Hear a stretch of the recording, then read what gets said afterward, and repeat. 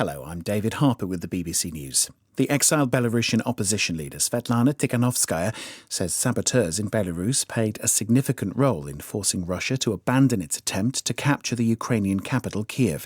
Ms Tikhanovskaya told the BBC there have been 80 acts of sabotage against railways that were supplying Russian forces before they withdrew from northern Ukraine a month ago. She said activists were also providing Ukraine with intelligence. Belarusian people took pictures and videos, making videos of Russian equipment and troops crossing our country, that missiles that have been launched from our territory. They took pictures of military aircraft that have been launched from our airports and sent immediately to Ukrainian army. So Ukrainian army could be somehow prepared for possible attacks. And all this helped in this war that Russian troops didn't feel comfortable and secure on the territory of Belarus.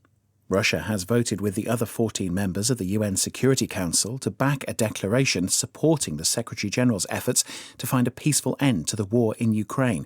It's the first time Russia has withheld its veto on the crisis since it launched its invasion. The declaration said the Council expresses deep concern regarding the maintenance of peace and security of Ukraine. The United States says it believes North Korea may be preparing a nuclear test within weeks after a 5-year pause. The State Department said activity had been seen at the Punggye-ri nuclear site, officially closed since 2018. From Washington, here's Anthony Zerka. The U.S. government announcement on North Korea confirms earlier media reports of a U.S. intelligence assessment on the topic. The news of a potential nuclear detonation comes as North Korea has ramped up its missile and long-range artillery weapons tests this year. According to Deputy State Department Press Secretary Jalene Porter, the U.S. has shared this information with key allies in the region. She added that North Korea's nuclear program will be a topic of discussion for President Joe Biden when he visits Japan and South Korea in 2 weeks. An explosion at a luxury hotel in the Cuban capital Havana has killed at least 18 people. The blast tore a gash through several floors of the Hotel Saratoga. Here's our Latin America correspondent, Will Grant.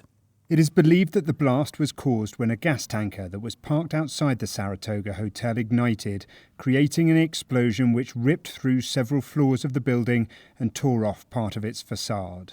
Much of the five-star hotel, a landmark in the colonial district of the capital, has been reduced to rubble, and emergency services were quickly on the scene trying to pull people from the wreckage. The president, Miguel Díaz-Canel, also appeared at the site and dismissed rumours that the blast had been caused by a bomb or an attack. It's just a very unfortunate accident, he said. World News from the BBC. The President of Sri Lanka, Gotabaya Rajapaksa, has declared a new state of emergency as demands grow for his government to resign. There have been weeks of demonstrations against the government for its handling of the worst economic crisis in decades. Prices of basic goods are soaring and there's a shortage of essential supplies. The authorities in Colombia say at least 100 vehicles have been destroyed during violent protests against the extradition of a drug baron to the United States. Buses, cars and lorries have been set on fire by a criminal gang called the Gulf Clan. They announced a 4-day armed strike after their former leader, Antonio Usuga, was sent to face trial in New York.